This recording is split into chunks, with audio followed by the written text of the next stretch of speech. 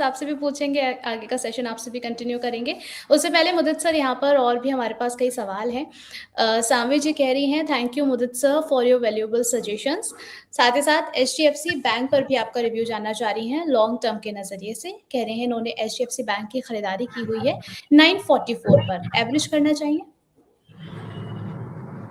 हाँ, एवरेज बिल्कुल करना चाहिए। एचडीएफसी बैंक में 900 रुपये का इम्पोर्टेंट सपोर्ट है। Double bottom triple bottom pattern वहाँ कंप्लीट हुए हैं और उसके बाद बाइंग ही देखने को मिल रही है। ओवरऑल स्ट्रक्चर वाइज पॉजिटिव है। सबसे इम्पोर्टेंट 5 ईएमए के ऊपर ये काउंटर ट्रेड हो रहा है, तो यहाँ से तेजी कंटिन्यू हो सकती है। तो आप कॉस्ट को एवरेज करके चल सकते हैं। बाउंस बैक यहाँ से नजर आएगा, फिर एक बार 945 950 तक के अपसाइड मूव एचडीएफसी बैंक में नजर आते हैं। बाय एंड होल्ड करने की सलाह है। चलिए ठीक है। यहाँ पर सर 2025 में कुछ ऐसे आईपीओ आए थे जिन्होंने लिस्टिंग पर बढ़िया लोगों को जो है वो सरप्राइज किया, उसके बाद लोगों को लगा कि ठीक है अब इन्होंने सरप्राइज कर दिया है तो आगे हम खरीद लें इनको या नहीं।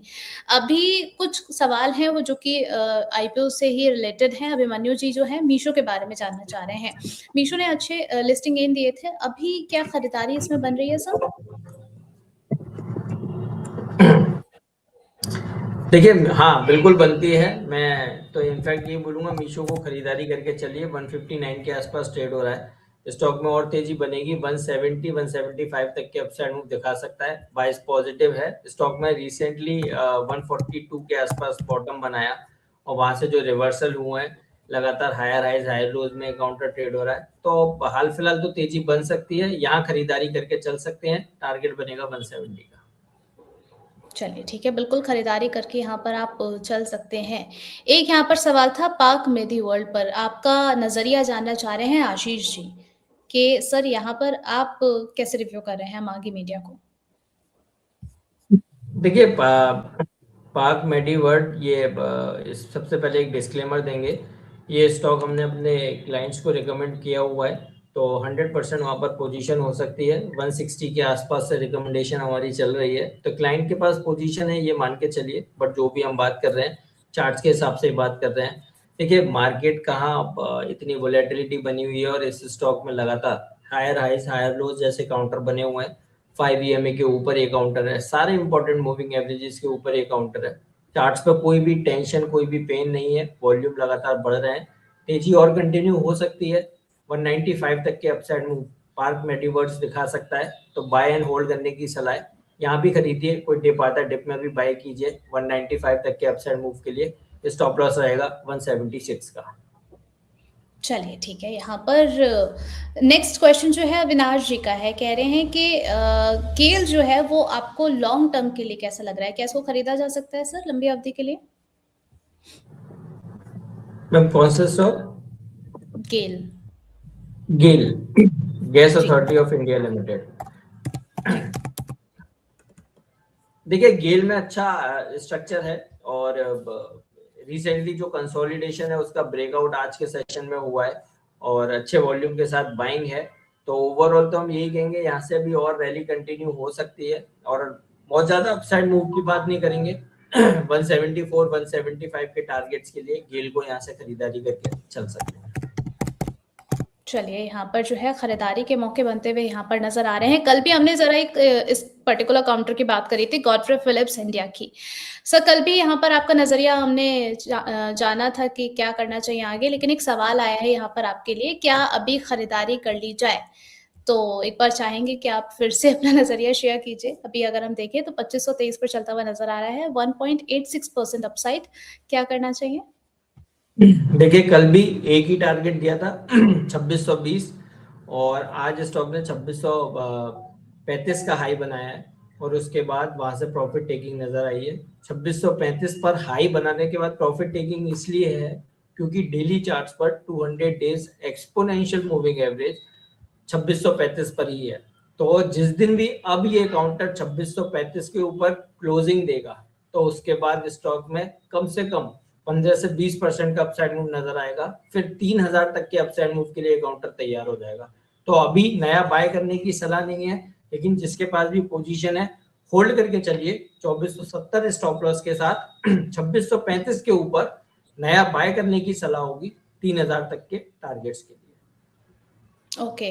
यहाँ पर सर थोड़ा-सा एक कमोडिटी से रिलेटेड क्वेश्चन आपसे पूछ लेते हैं। कुछ जब आपसे पहले शो में बातचीत हुई थी, तब भी मैंने आपसे कहा था कि मुझे पता है सर आप यहाँ पर भी अपना नज़रिया शेयर करते हैं। एक हमारे दर्शक है रमनजीत सिंह जी, वो जानना चाह रहे हैं कि क्या आज फ्रेश एंट्री हो सकती है सिल्वर ईटीएफ में? एक रिपोर्ट भी सर मैंने देखी थी, लोग जो हैं अब इक्विटी से ज़्यादा जो है इस तरफ ज़्यादा अपने आप को शिफ्ट कर रहे हैं। अभी के लिए आपकी क्या सलाह है सर इस पर? देखिए, सिल्वर पे व्यू हमारा नेगेटिव है और क्लियर कट बोलते हैं, हमें लगता है कि 2 लाख रुपए तक तो सिल्वर डेफिनेटली आनी ही चाहिए। और मैं और भी चैनल्स पे जब शो करता हूँ तो वहां पर मुझसे 380 पर 4 लाख पर भी सिल्वर पे व्यू मांगा था, तब भी हमने नेगेटिव दिया था और हमने 2,25,000 के टारगेट्स दिए थे। वो टारगेट ऑलमोस्ट अचीव हुए हैं, बट स्टिल अब टारगेट और हम रिवाइज कर रहे हैं। हमें लगता है 2 लाख तक तो सिल्वर डेफिनेटली आएगी। बहुत ज्यादा मैनिपुलेशन सिल्वर में बना हुआ है, तो इसलिए वो बबल जो था वो पूरी तरह से फटा है और ये पेन अभी और कंटिन्यू रहेगा। 2 लाख डेफिनेटली देखने को मिलेगा, तो इसलिए सिल्वर ईटीएफ पे कोई भी व्यू और कोई भी पॉजिटिव व्यू नहीं है। बट यस, अगर आपको गोल्ड में बाइंग करनी है, डेफिनेटली आप गोल्ड बाय करके चल सकते हैं। चाहे आप ऑर्नामेंट्स खरीदिए, चाहे आप फिजिकल में लीजिए, चाहे आप कैसे भी आप बाय कर सकते हैं। गोल्ड में अपॉर्चुनिटी नजर आती है। चलिए ठीक है, तो गोल्ड जो है उसको आप देख कर के चल सकते हैं। सिल्वर में अभी जो सर का नज़रिया है नेगेटिव बनता हुआ नज़र आ रहा है। अब यहाँ पर पोल भी देख लेते हैं कि क्या रिज़ल्ट यहाँ से निकला है। क्वेश्चन था क्या अभी आप ज़्यादा प्रेफ़र कर रही हैं? 4 ऑप्शन थे short term trading, positional trading, long term investment और गोल्ड एंड कमोडिटीज़। सबसे ज़्यादा देखिए वोटिंग जो है वो शॉर्ट टर्म ट्रेडिंग की तरफ दी गई है, 38% वोट इसको किया गया है। जो सेकंड हाईएस्ट है वो है लॉन्ग टर्म इन्वेस्टिंग, 35% वोटिंग इसको दी गई है। उसके बाद लोगों को पसंद आ रहा है गोल्ड और सबसे कम पसंद आ रहा है पोज़िशनल ट्रेडिंग। सर आपकी क्या सलाह रहेगी इस पर?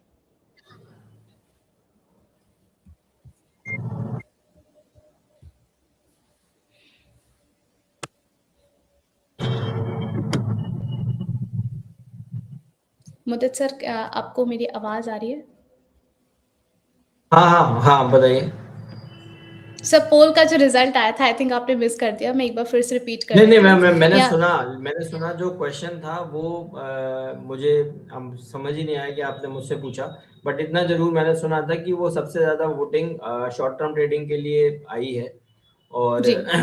देखिए देखिए, अगर आपको शॉर्ट टर्म ट्रेडिंग करनी है आप कर सकते हैं, कोई कोई प्रॉब्लम नहीं है। बट आपको सेक्टर चूज करना होगा और हम जिस तरह से सेक्टर्स पे बुलिश हैं, लाइक डिफेंस हो या शिपिंग सेक्टर को लेकर, शिपिंग डिफेंस हो या फिर आईटी स्टॉक्स हो, इवन रियल एस्टेट काउंटर्स हो, तो यहाँ पे आप ट्रेडिंग अपॉर्चुनिटी मत ढूंढिए। मेरी रिक्वेस्ट है आपसे, मेरा सजेशन है, क्योंकि यहाँ पर बड़े रिटर्न्स आप खोदेंगे अगर आप ट्रेडिंग अपॉर्चुनिटी ढूंढेंगे। और मैं यहाँ पर आपको इसलिए बोल रहा हूँ कि यहाँ पर बड़े रिटर्न्स बनेंगे। देखिए, आईटी स्टॉक्स में जो जो कार्नेज बना, ये कंपनी कभी खत्म नहीं हो सकती। ये इकोनॉमी ड्राइवर कंपनी है, ये खत्म नहीं होंगी। इनको कुछ ना कुछ सॉल्यूशन लेके आना पड़ेगा और जैसे ये सारी चीज इन लाइन विद एक्सपेक्टेशन आएगी, ये स्टॉक्स इतनी तेजी से ही भागते हुए नजर आएंगे। तो इसलिए आप बड़े प्रॉफिट की तरफ जाइए, बड़े रिटर्न्स की तरफ जाइए। तो इसलिए आईटी जैसे काउंटर हो, डिफेंस जैसे काउंटर हो, यहाँ पर आप ट्रेडिंग अपॉर्चुनिटी ना ढूंढकर 2 महीने, 3 महीने, 4 महीने के नजरिए से पैसा डालेंगे। मैं फिर आपको बोलता हूँ 4 महीने बाद मैं आपको मिलूंगा, तब मैं और आप बात करेंगे कितने बड़े रिटर्न्स इन स्टॉक्स में बने हैं। चलिए बिल्कुल आप जो है क्वालिटी स्टॉक्स के ऊपर अपना फ़ोकस मेंटेन करके चलिए। आईटी भी जो है आप थोड़ा-सा स्टेबल होता हुआ नज़र आ रहा है। आपको बहुत सारे ऐसे काउंटर्स भी बताए हैं जहाँ पर आप अपना नज़रिया रख सकते हैं। बहुत-बहुत शुक्रिया मुदत सर हमारे साथ जुड़ने के लिए और हमारे सभी सवालों के जवाब देने के लिए। Thank you Rishi, thank you. और मैं एक चीज कहूंगा, आज शो करके मुझे बहुत अच्छा लगा। बहुत अच्छे स्टॉक्स पे आज बात की है और मैं आज खुल के बोल पाया हूँ। और इतने अच्छे अच्छे स्टॉक्स थे। और मेन चीज, आज ऐसा कोई भी स्टॉक नहीं था जो मैं चार्ट्स जिसका नहीं देख पाया। आज सारे वो स्टॉक्स थे जिनके चार्ट्स मेरे पास अवेलेबल थे और मेरे पसंदीदा काउंटर थे। आईटी हुआ, डिफेंस हुआ, इन ऐसे क्वेश्चंस थे। तो बहुत अच्छा लगा आज शो करके। थैंक यू सो मच मुझे बुलाने के लिए।